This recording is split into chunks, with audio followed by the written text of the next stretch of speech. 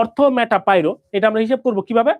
এটা হিসাব করব হচ্ছে যেটার মধ্যে যেই অণুর মধ্যে বা যে যৌগের মধ্যে পানির পরিমাণ বেশি হবে তাকে বলবো আমরা অর্থ, যেটার মধ্যে পানির পরিমাণ কম থাকবে তাকে বলবো আমরা মেটা, যেটার পরিবর্তে পানির পরিমাণ মাঝামাঝি থাকবে সেটা হবে হচ্ছে পাইরো। ওকে, এখন বলতে হবে যে পানি কম আছে না বেশি আছে দেখবো কেমনে? দেখার তো উপায় নাই। তাহলে পানি দেখতে পারবো না আমরা, ঠিক আছে, কিন্তু মাথায় রাখবা পানি মানে হচ্ছে হাইড্রোজেন।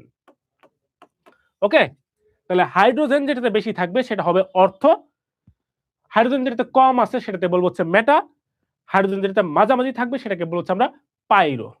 ওকে, তাহলে আমি যদি এখন জিজ্ঞেস করি এই জায়গাটার মধ্যে আমি জিজ্ঞেস করলাম নিচের কোনটি অর্থ ফসফরিক অ্যাসিড, কি হবে অ্যান্সার? কোনটা অর্থ ফসফরিক অ্যাসিড? অ্যান্সার দাও।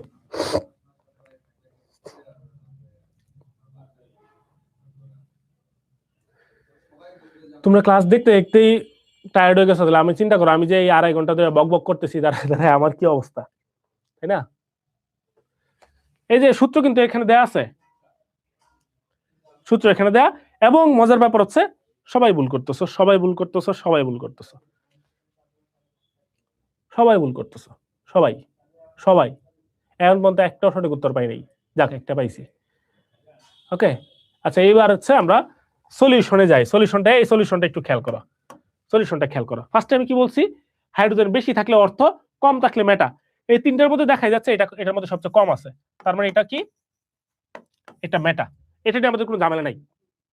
এই আবার অনেকে বলতেছে সি, অর্থ সি হবে কেমনে ভাই? অর্থ হাইড্রোজেন বলছে সবচেয়ে বেশি থাকবে, এর মধ্যে আছে সবচেয়ে কম, তুমি কি বেশি কম ভাবতেছো এরকম নাকি? সি তো হওয়ার কোনো সুযোগই নাই, কারণ সি হচ্ছে মেটা।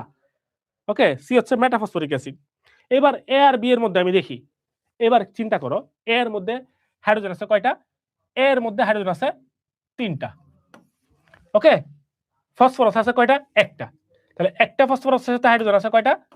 3টা। এখানে হাইড্রোজেন আছে কয়টা? 4টা। কিন্তু ফসফরাস আছে কয়টা? ফসফরাস মানে হচ্ছে কেন্দ্রীয় পরমাণু, কেন্দ্রীয় পরমাণু আছে 2টা। তাহলে কেন্দ্রীয় পরমাণু যদি 2টা থাকে তুমি কি 2টার সাথে হিসাব করবা? তুমি একটার সাথে হিসাব করতে না? সারা জীবন কি করছো তুমি? এই যে আমরা যখন এই যে চিন্তা করি, জারণ সংখ্যা চিন্তা করি, তখন হিসাব করি কেমনে? একটার সাপেক্ষে চিন্তা করি না? একটার সাপেক্ষে চিন্তা করতে হবে। ওকে, তোমার এখানে আছে 2টা ফসফরাস, 2টার জন্য হাইড্রোজেন আছে 4টা, তাহলে একটার জন্য হাইড্রোজেন আছে কয়টা? একটার জন্য হাইড্রোজেন আছে 2টা। তাহলে এখানে হাইড্রোজেন আছে 3টা, এখানে আছে 2টা, এখানে আছে একটা। তাহলে সবচেয়ে কম আছে এটার মধ্যে, তাহলে এটা হচ্ছে মেটা ফসফরিক অ্যাসিড। তাহলে সবচেয়ে বেশি আছে কোনটা? সবচেয়ে বেশি আছে হচ্ছে এ নাম্বারে, তাহলে এটা হচ্ছে অর্থ ফসফরিক অ্যাসিড। বুঝছো জিনিসটা?